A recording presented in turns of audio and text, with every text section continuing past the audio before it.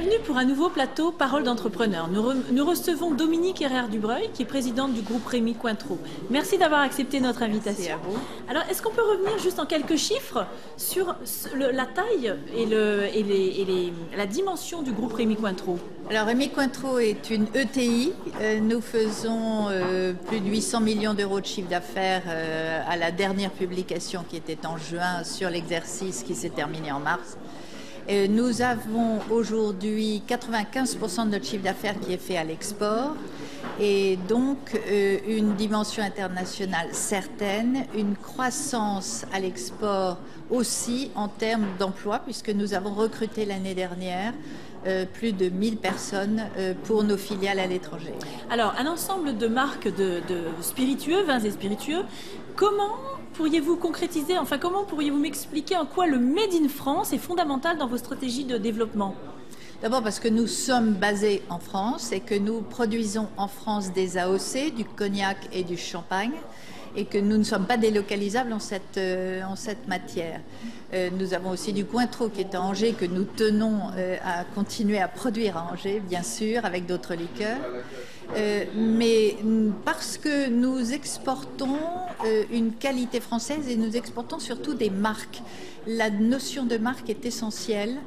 Ce sont les marques que les pays émergents, les nouveaux pays recherchent et les marques qui ont déjà une réputation. Notre groupe a été créé en 1724. Nous avons vécu beaucoup de crises, mais nos marques existent et sont reconnues comme des expressions du terroir français. Et alors finalement, le Made in France, est-ce que ça fait vendre ?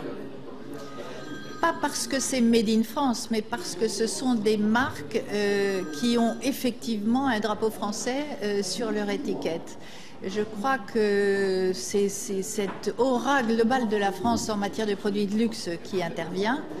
La fabrication française en tant que telle doit être une garantie de qualité. Mais je ne crois pas qu'un label Made in France ferait la différence quand on a un nom qui est déjà connu.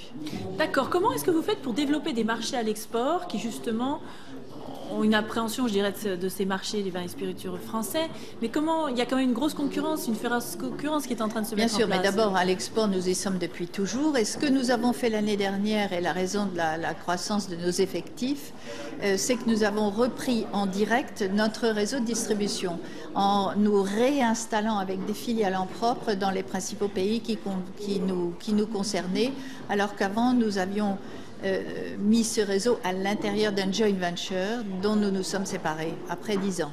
Alors nous sommes dans le cadre des universités d'été du MEDEF. Est-ce que vous avez quelques remarques à faire sur ces universités? Est-ce que vous y trouvez ce que vous y cherchez?